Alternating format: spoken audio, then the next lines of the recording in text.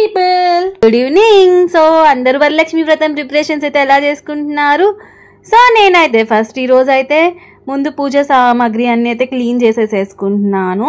So రేపు ఇంకా కొంచెం ఈజీగా ఉంటుంది కదా, ఇంకా పూజ అవన్నీ ప్రశాంతంగా చేసుకోవచ్చు కదా పనులన్నీ ముందే చేసుకుంటే అని చెప్పేసి.